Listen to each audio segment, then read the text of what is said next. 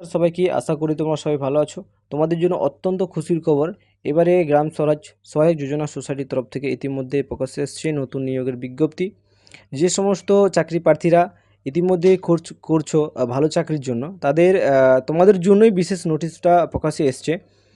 এটা কিভাবে আবেদন করবেন, কি থাকছে বয়সসীমা, মাসিক বেতন কত থাকবে, ঠিক আছে।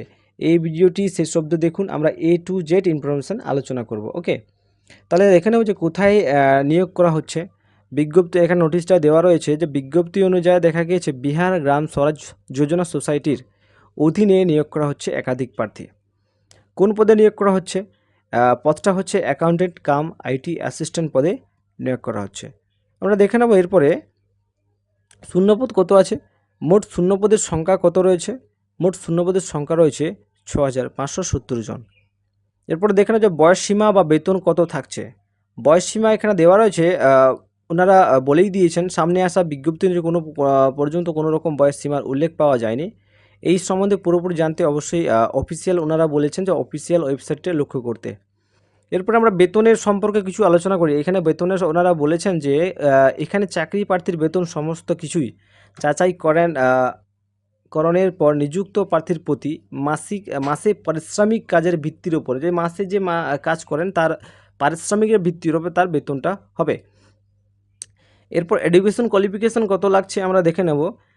এডুকেশন কোয়ালিফিকেশান দেওয়া আছে যে সমস্ত চাকরি প্রার্থীর আবেদন করতে চান তাহলে শিক্ষাগত যোগ্যতা ন্যূনতম যে কোনো স্বীকৃতির বিশ্ববিদ্যালয় ইনস্টিটিউট থেকে বিকম একম সিএ ডিগ্রি অর্জন করতে হবে অবশ্যই। এছাড়া যদি কোনো পরীক্ষা মনে কোনো প্রশ্ন জাগছে বা কিছু, তাহলে অবশ্যই অফিসিয়াল ওয়েবসাইটটি লক্ষ্য করতে বলেছে।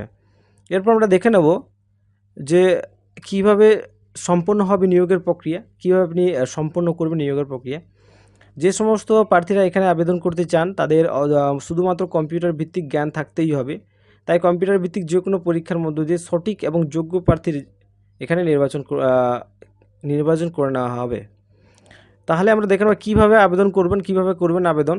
এখানে আবেদন করার জন্য অবশ্যই সর্বপ্রথম অনলাইনের মাধ্যমে আবেদন করতে হবে, এটা বলে দিচ্ছি। চলে যেতে হবে অফিসিয়াল ওয়েবসাইট, সম্পূর্ণ নির্ভুল ফর্ম ফিল আপ করতে হবে। এরপরে যা যা ডকুমেন্টস চাওয়া হয়েছে তা প্রয়োজনীয় সাইজের মতো আপলোড করে দিতে হবে।